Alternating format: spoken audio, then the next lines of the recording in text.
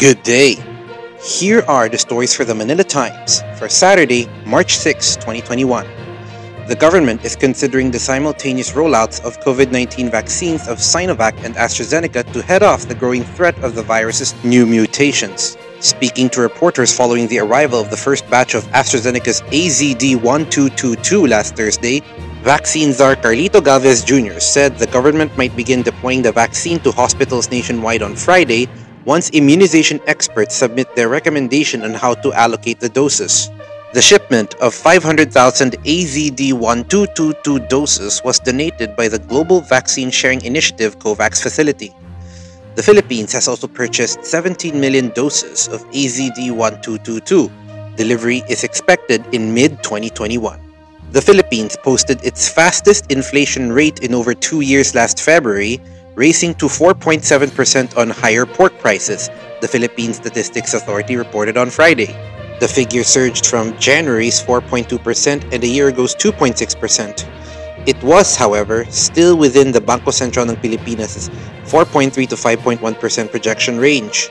The surge is the fastest since the 5.1% in December 2018, but slower than the 4.8% projected by economists surveyed by the Manila Times.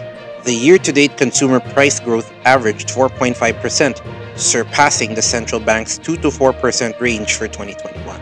Several days after demanding more military aid from the United States in exchange for preserving the Visiting Forces Agreement, President Rodrigo Duterte appears to have gotten what he wanted. Philippine Ambassador to the U.S., Jose Manuel Romualdez, has announced that the Pentagon has given the Philippines an inventory of arms and military hardware it can provide to modernize the armed forces of the Philippines. The return to face-to-face classes will improve students' access to education and address the social and mental problems brought about by a year of COVID-19 restrictions, a leader of an organization of private schools said. In an interview with the Manila Times, Coordinating Council of Private Educational Associations Managing Director Joseph Noel Estrada voiced the group's concern about the long-term effects of the lack of physical school interaction on students. Estrada said international and local studies on the effects of the pandemic on education revealed that school closures impacted on the students' mental health, social aspect, and overall learning gains. The Department of Justice has formed a panel of prosecutors to determine the criminal liability of top officials in the Bureau of Customs and the Philippine Drug Enforcement Agency in connection with the entry of 1.8 billion pesos worth of shabu at the Manila International Container Port in 2019. The panel was formed after the National Bureau of Investigation recommended the filing of charges against Customs Commissioner Ray Leonardo Guerrero, Customs Deputy Commissioner Rainiel Ramiro, PIDEA Director General Wilkins Villanueva, and several other officers and employees of the two agencies. The Octa research team has distanced itself from the comments made by one of its members who said that the AZD1222 COVID-19 vaccine made by British-Swedish drug maker AstraZeneca would go to waste because of its decreased efficacy on the South African variant of COVID-19.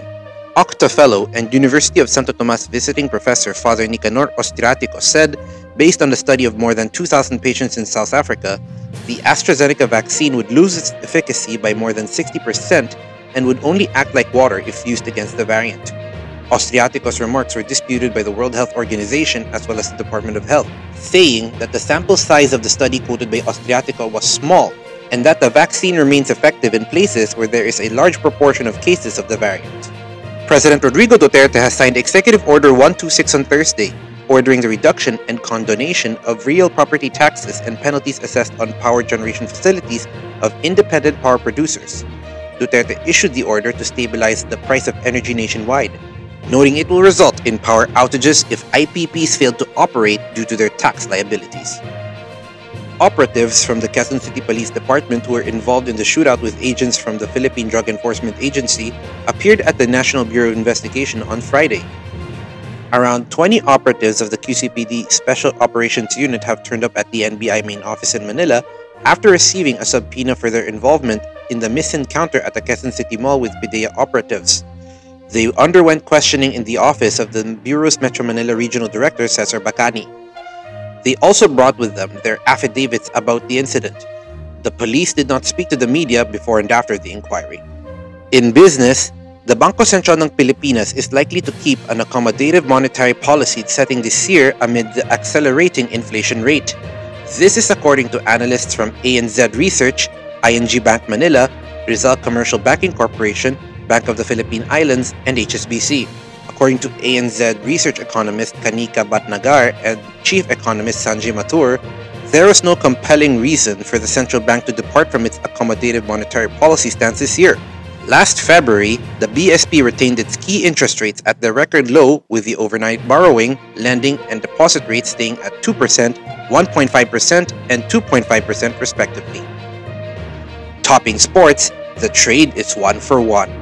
The Philippine Basketball Association has approved on Thursday the trade that sent Christian Standhardinger to Barangay Ginebra and Greg Slaughter to the Northport Batang Pier. The trade was just a 1-for-1 deal with no other players and draft picks involved. Standhardinger, the 2019 Governor's Cup Best Player of the Year conference, normed 19.9 points, 12 rebounds, and 3.8 assists in the 2020 Philippine Cup bubble.